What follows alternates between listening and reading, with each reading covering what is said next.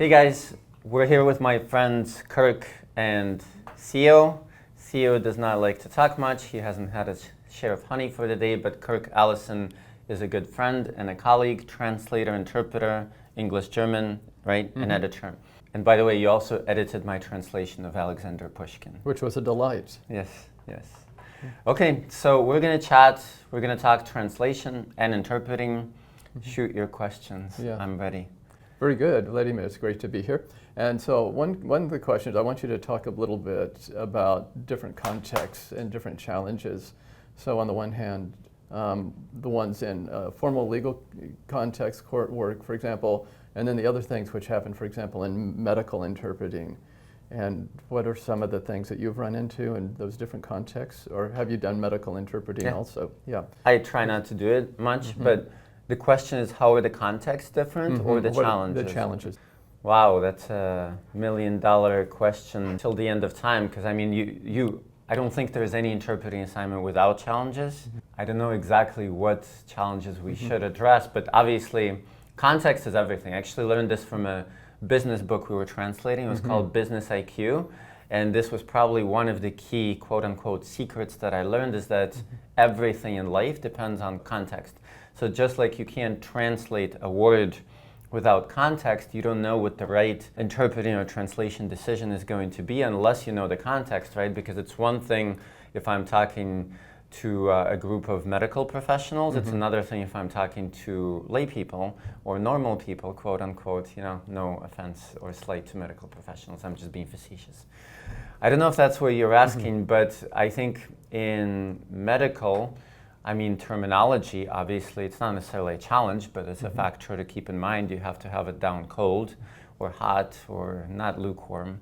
We just had another interpreter and we actually did a conversation in Russian. He was saying, what do you do if you don't know a word? Do you guess? Do you clarify? Well, of course you clarify, especially in medical when there's no justification not to clarify. But in legal, there are many challenges, which one of them is like the code of ethics, you know, and what do you do when people ask you for help and ask you to step out of your role?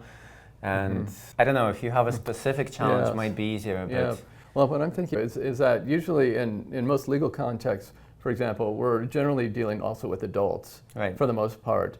And in a medical context, you may also be dealing with a child, or you may be working with a patient who is semi-conscious or is quite confused. And I have one story that's kind of amusing. I was called to the ER, and it was for somebody that was in the ER for a stroke. And I arrived, and the person said to me, okay, he's been in here an hour, and he's trying to speak. And we think he's speaking German, but we're not sure. Oh, okay. Was he? Well, when I got in there, what I heard was sort of a mix between Germanic and Romance language mix. Wow. And so at first I thought, well, maybe he's from Neuchâtel. Maybe he's speaking Romansh. He's from Switzerland, right? And Romansh is Latin-based, right? And so we talked a little more, and as the morning went on, he got clearer and clearer, and his German started coming back. So he was German? He lived here, yep. Wow. He was. And then what he said to me was, oh, I was trying to speak, but what was coming out were words or mixed that were both Spanish and German at the same time, and I couldn't control which one was coming out because his brain functioning wasn't working yet. So I was right that there was some Romansh, that there was Latin based in there and German. And then at the end it was funny because I said, where are you from? And he said, Erlangen. I said, oh, I studied in Erlangen. Ich studierte in Erlangen. And I asked him if he knew the little Stube, the Schaschlikstube, where you could get good shish kebab on the street and so forth. But what was interesting was even the issues of when you're trying to interpret in that context, having to guess, or as guessing is a part of the function of trying to come up with the meaning for the medical professional. And in that case, they're sort of relying on you in a way that's beyond the usual role, even though at one time I was an EMT and things like that. Wow. So it's interesting that dealing with children also, for example. Let me just comment on that real quick. I mean, that's a very unusual context. I've never interpreted for anybody with a stroke. I'm not sure what I would have done, but like I would say 99.9% of contexts, like don't guess, clarify or whatever. I mean, I honestly have not had any dealings with people who are very incoherent, maybe once or twice, but that's a very, very specific context. Yeah. But interesting, this is not about translation, but I had a friend in Russia. She had a stroke and she was a native Russian speaker and she could not for the life of her speak Russian, but she could speak English when she had a stroke. She was an English teacher. But honestly, I don't do a lot of medical, so that is probably not the best context to ask me about. I have done quite a fair share, but I just don't do a lot of it now. Not my favorite deal or spiel. Yeah. Well, it can be a spiel, too, particularly with children. Yeah. And I had a funny experience one time where I was talking with the child back and forth, and I got one of the articles wrong, like in German, and the child corrected me, and it was very funny. You know, she said, "Oh, Sie haben recht, du hast recht." Yes, that's it. How about conference interpreting? Yeah, that's something that's more my cup of coffee. But what about conference interpreting? Tell me a little bit about some of the challenges in dealing with questions from the audience, or there's this whole thing about ask a question, don't give a speech, right? Right. And a lot of times people come up to the podium and they have this long disquisition as an introduction to their question, and they finally. What exactly is a disquisition? A disquisition is sort of an elaboration of some point in context, but it's all this big lead up to their question, right? When the moderator, everybody wants them just to get to the question, right? So it's a prelude or it's a long discourse? Yeah, a long discourse, but I did that on purpose for our listeners. There's nothing shameful in clarifying a term. You'll never know every single term in the English or any other language, especially English, because it has like over 1 million words, I think, or at least over 500,000. So now I learned the word. And what I'm going to do, by the way, Kirk told me, but you know, what do we say in Russian? Trust but verify. So I'm going to look up the definition later because I want to know exactly what a disquisition is.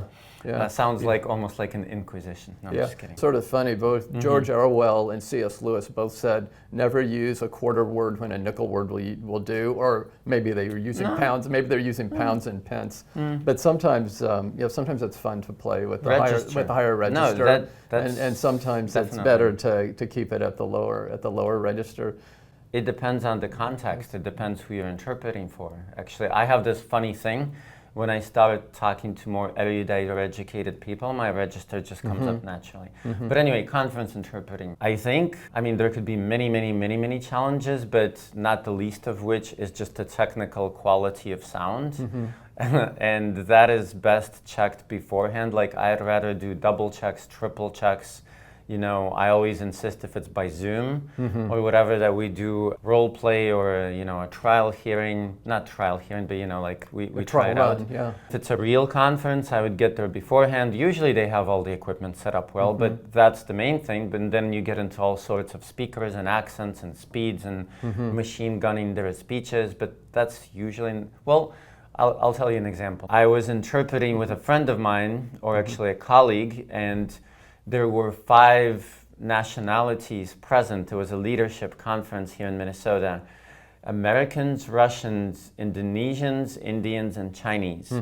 And the Americans and Russians were the easiest to interpret, but he could not handle the Indians, Indonesians, and Chinese. And I'm not bragging, but for whatever reason, like I can almost sometimes telepathically know what people are saying. It's between deciphering what they should be saying and understanding the accents. I was like, just give me the headphones, I'll handle it. You know, so accents, and yeah, like you said, people give convoluted or long speeches, but that's not up to me. That's like up to the organizers to say that's enough, you know. So. How about this? You just now alluded to accents and different things, and I was at a conference at the U of M with the Spanish and Portuguese department. It was on theater, and we had people from Chile, Cuba, Colombia, multiple places in South America, from Spain and so forth. And the varieties of Spanish have a lot of variation to them in speed oftentimes. And how do you work with that, or what are some? Have you had times where the variety or the idiom of Spanish was sort of outside of what you were exposed to, and how would you work with that situation? That's a good question. I have never had a case where I could not handle a Spanish speaker. I had a case when I was a little bit scared because it was a very high level deposition in Chicago. And it was a professional athlete, and they told me he was Cuban, and I fretted and strutted for like days until I found out he was Mexican, and then I was like, whew, okay. The Cubans can be the most difficult sometimes to interpret. Is that because they speak so quickly? And they eat up their words sometimes. Okay. Yeah, although I did a Russian-Spanish interpretation for Channel 1 in Moscow, and the Cuban was very well-spoken, very lucid, very clear, but some of them. Yeah, I guess find out beforehand where the person is from, if you can, listen, study up on that accent, and if you can't, then you either know that you can fly by the seam of your pants or you can't, and if you can, then just go with the flow, and if you can't, don't take the job. If it's all going to be Venezuelan Spanish and you know that you can't handle it, don't take it or prepare for it. In my case, I'd probably always opt for the challenge. You like a good challenge. Yes. Yeah, yeah. I wouldn't opt for the challenge if I didn't think I could interpret them. Like right now, I would not take a job out of German. And in fact, like a year ago or a year and a half ago, I started declining jobs with German just because I realized like it's just not up to par. And I'm not one who's going to perform unprofessional, Yeah. Unfortunately, it's all your fault, and I'm just kidding. Well, we had one fun trial, didn't we? Yeah, we did.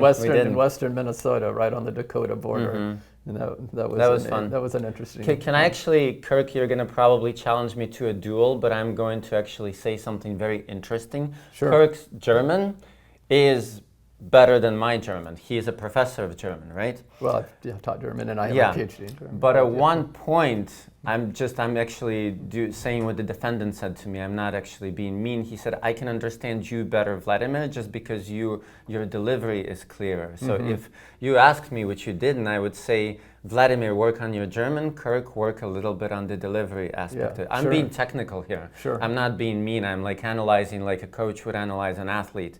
And I analyze myself all the time. Right, yeah. And it's good advice, because sometimes one swallows one's words, or one doesn't articulate as slowly as one should, and so forth. And the pacing is important. So, yeah. But you did the consecutive when it was with witness testimony. I think, why did we make that choice? Because you had to go into German on the witness stand, and I was like, I'll let Kirk take that responsibility. For those of you who are not necessarily familiar with the court setting, I mean, all of it carries responsibility, but your simultaneous is not going on the record, right? It's just going to the person's ear. So it is important for them to understand what's happening, but what's reflected on the record is the witness testimony, which is done consecutively, which I will always take on to myself, like in Russian English or even English Spanish. I like that responsibility. But I didn't want it back then in German at the trial, because I thought Kirk would do better. Yeah, that was fine. Yeah. But I do remember in one patent case, this one lawyer asked a very, very, very long question, and I didn't interrupt him. And it was late in the day, and I was tired, and I just said, "I'm sorry, but could you repeat this question?" Yeah. And the patent lawyer waited a second and thought for a second and said, I cannot. and then he said, I'm going to ask another question. Okay, that happens. Lawyers will rephrase sometimes even before you interpret, they'll like, I'll just rephrase that question. They understand that it's convoluted. Yeah. Okay. Yeah. How about technical preparation and how, in terms of technical topics, you have sort of a center of gravity and universe that you like to work in? For example, conferences that have to do with social sciences versus conferences that have to do with hard sciences or electronics or more specific, fachsprachlich, as they say, technical language.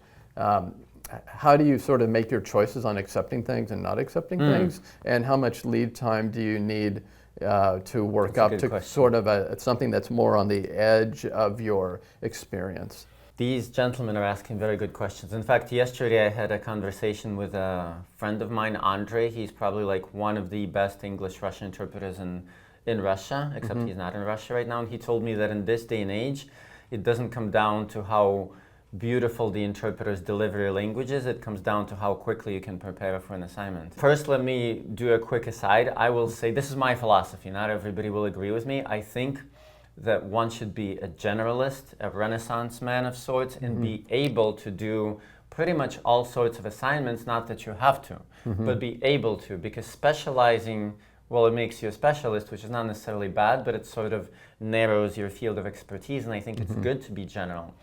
That said, I personally don't love super technical assignments. I have done them. I like more what, in fact, Andre wanted me to quote on interpretainment, entertainment by the interpreter. Like, I like it when it's business, when it's motivational, when emotions come into play, when the delivery matters, but I've done quite a few technical, like, for example, we did this job for Harvard University, and I don't remember exactly what it was, but it was medical. It was, I think, either tuberculosis or, I don't know, something about a specific disease. And my partner and I, we definitely did a lot of preparation. She was just recently, freshly out of Monterey, so she was a very good, diligent, student. She prepared a lot of the lists, which I was very happy about. And then we quizzed each other on these lists, and we had these lists handy when we were doing, it was Zoom actually, the Zoom interpretation. So I think that for a qualified interpreter, somebody who already has their skills down, the main preparation is just going to be terminology. I think there's nothing really that can trip you up except terminology if you already have the skills down.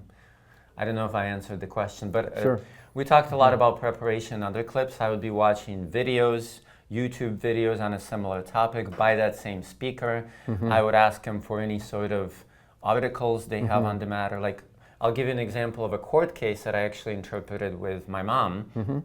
And this will maybe be a good example of how haughty, no, not necessarily haughty, but how insistent on our code the interpreter has to be. Like, we have a right to prepare, right? So the case was accepted on Friday. It starts on Monday. I know that it's a felony trial. I know that it's going to have expert witness testimony. So I write the lawyer because, I had her contact, and I say, I need the expert witness testimony or some sort of documents. And she was an experienced lawyer, but she was green as far as working with interpreters. And she says, I'm sorry, that's going to be a breach of confidentiality, and I'm not going to share it with you. And I'm like, she doesn't know how to work with interpreters, but I was politely mean or politely insistent. I said, okay, but come Monday, I'm going to have to say in court, Your Honor, the interpreters were not given the opportunity to prepare. We were prohibited from having the materials. And she was like, let me consult with a colleague. And then in half an hour, she comes back to me and she says, my colleague said it's okay. And she sends me the documents, So know your job, know your rights, and stand up for them as far as preparation, because you're doing it for the client. Right, and also in the context of the legal context, one is the interpreter is an officer of the court. Right. So you have an equal standing as with the judge doing their role, you're doing your role, the lawyers are doing their role, and so forth. And I think it's good to remember that you're not just an adjunct, but you're central, and you have a status, and you have a status in your domain where you can push the other pieces around a little bit if it's if it's needed. This is kind of cute, but once I walk into a courtroom and the judge says to me, the most important person just walked into the courtroom. I'll give you another example. We spoke about being inquisitive, disquisitive, whatever, and I think that part of preparation is just always being inquisitive. Curiosity might have killed the cat, not the teddy bear, never the interpreter. But I remember this case, actually it was the same case that I just mentioned, but it was a pre-hearing before that. And the lawyers were discussing something. The defendant was not there, but I opted to be there. And they're like, why do you need to be there? And I said, because I want to, because it's useful for me to listen in. And they actually said, one of the evidence rules, something about usage of cameras, not usage of cameras, very specific to Minnesota, some sort of a case name or a precedent, which later came up in the case. And had I not, listened in to that hearing, I wouldn't have known what it was. So there you go. Yeah.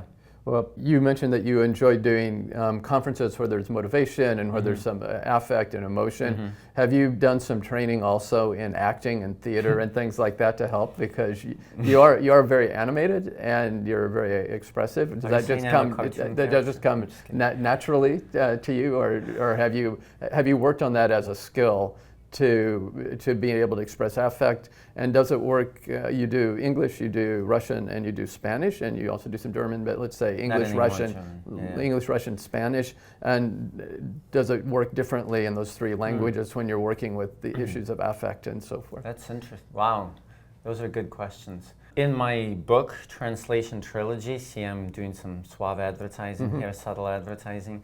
But there's a chapter called My Way that I stole from Sinatra, and I kind of describe, my path as an interpreter. But to answer your question briefly, I think both, but a lot of it is training. Like I had dedicatedly and specifically done communication training. Some of it is actually specific exercises to be free in different emotions and to be able to mimic and express different emotions. And actually there are exercises that are very good for interpreters. What else? Yes, I remember there was a Saturday seminar that you were doing, and it was to express the same phrase in different emotional registers. Right? One is happy, one is surprised, one is confused, one is sad, but it's all on the same words. Exactly. And that was really very good, and it was very interesting how different people stretched it in different ways. It would be very helpful actually and yes, I have done one acting course in Los Angeles, but it would be very helpful for interpreters, even if you're not doing interpretainment, even if it's just your, into regular assignments, because many interpreters, they tend to be a little bit monotonous, unfortunately, or robotic in their delivery. I've actually had it said to me where I come in and I start interpreting and the group is like, so nice to hear your fresh young voice because yesterday we were falling asleep. And it's not the technical quality, so by training these kinds of like exercises and interpreting emotional speakers, you make your voice expressive and varied and you're able to just convey, the emotions of different speakers. So I think it's really good, it's fun, yeah.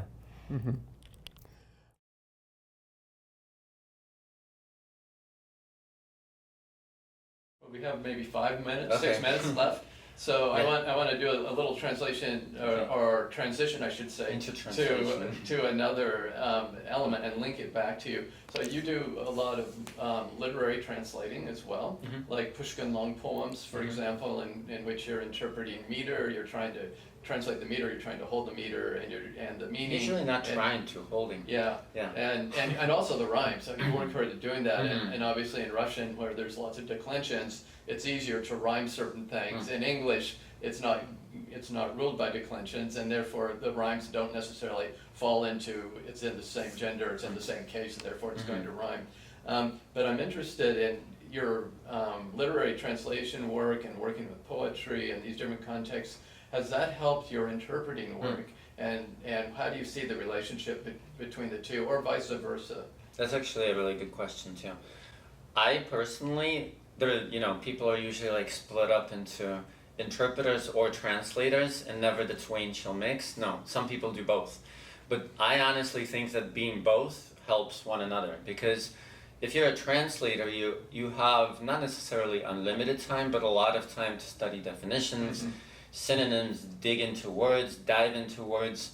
And how could that not help interpreting? Because when you need the right word, it just comes out of your active vocabulary and so forth, right? So it's easier to see even how translation helps interpreting, because you're building your ammunition, your arsenal of expressions and vocabulary and so forth. But interpreting also helps translations, because sometimes people tend to overthink. They doubt their choices.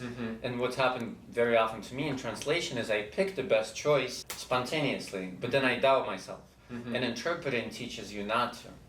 I've cited this example in other videos, but Garry Kasparov, the great chess master, when he was giving a talk on intuition, he said, very often I've come up with the best move in the heat of the game, and later when I had a lot of time to think, I couldn't find that same move, that very same best move. So sometimes you have to learn to trust your gut, which was once misinterpreted by a student of mine as trust your God. I thought that was kind of cute. But yeah, interpreting helps translation because it teaches you intuition and quickness. Well, that's good. And well, I think with that we could bring this to a beautiful landing. And I just wanted to say that I really enjoyed seeing you work, and also seeing you work both in terms of the context of the seminars and doing the exercises and the kind of workout. Because Vladimir is also, some of you wouldn't know perhaps, but he's also a serious runner and swimmer and other things. No, but mostly running. So training, understanding the importance of training, and sort of the translating of physical training, bodily training, and because it is a somatic, physical art as well as a mental discipline, and it's all of these things together. So it's been good to see how those things converge. And it has also been fun to work with you in the context of the literary. We should do it again. There are more Pushkin tales to be translated. I'm glad that Pushkin. I'm glad that Pushkin wrote long, and I wish he had lived longer. Yeah, he actually. There is like a list of unpublished or unfinished works. The one that I have to make a confession here. The one I'm afraid, quote unquote, still to translate is Ruslan and Ludmila, because that's a novel in verse. It's probably like 10 times longer than the one we tackled, but maybe one day. You know, Teddy here is going to help me. Very good. All right, so what are going to be our final words of wisdom to our ladies and gentlemen? First of all, if you're a translator and interpreter, kudos to you, because you're a very brave person. That's a very noble profession. That's probably going to be my conclusion, my inspiring conclusion. What other profession has as its result understanding? Because that honestly is the final result, the final product, and what we're aiming for is human communication and human understanding. So never downplay yourself as like, I'm just a translator, I'm just an interpreter. It doesn't matter if you're interpreting for presidents or if you're community interpreting, it doesn't matter, because you're helping people understand each other. And I dedicated my book to my grandfather, and I'm just going to quote my grandfather, who was also an interpreter and a writer and a scientist and a sign language interpreter and teacher. But he used to say, the moment that people learn to understand each other better, the world will be much more pleasant and sane. And with that, you know, let's raise a toast to understanding. You know, I'll toast with Teddy, I'll toast with you. One could, I have a friend who says the meaning of meaning is relationship, but bringing the meanings together also builds the relationships. It's a beautiful thing. It's deep. All right, guys and girls, be the best translator you can be, or interpreter. I'll see you in the next clip, and we're out for now. Thanks for being with us.